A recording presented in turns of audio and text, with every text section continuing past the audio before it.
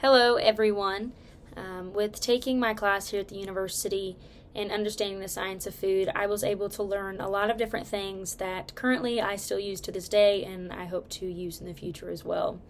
One thing more recently, in terms of cakes and cookies, I learned that oil composition makes a huge difference in how the products are made, whereas cakes are more suitable to have those unsaturated fats, which is your more liquefied oils, whereas cookies are your saturated fats, which means there are no double bonds, and those are like your butter and sometimes Crisco and shortening.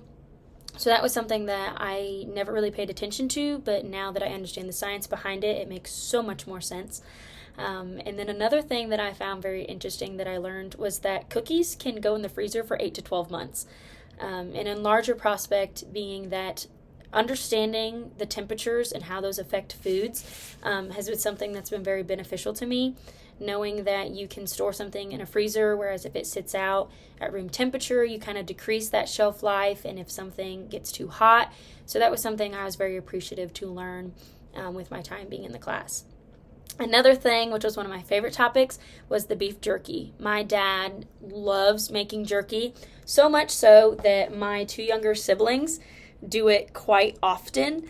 And so by learning through all the additional YouTube videos, as well as understanding all of the different things that go into it from the lessons in class, I was able to actually teach my dad something, which if you know anything about a father-daughter relationship, they don't like to take advice from their children. So that was something that I was able to help him with as far as making sure that the moisture content is right and eliminating some of that fat for his jerky.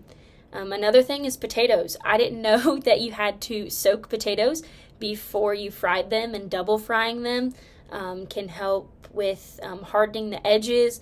All of these things that I can carry with me in the future, so I'm very thankful for that opportunity. Another thing, it'd be my final point, is egg whites. Understanding eggs is something very interesting to me because I have chickens in my backyard, and you get the eggs, you gather them, and you cook them, and you don't really think anything about it. Not so much the color and how the color is affected off of the feed ration for the chicken, not just the chicken itself or the color of the chicken per se. So that was very interesting to me, and understanding that egg whites actually have less fat. I've always known from people saying that, egg whites are healthier and all of those sort of things, but I never knew why. And now I understand that egg whites have that less fat in them, and so that makes them healthier as opposed to the yolk.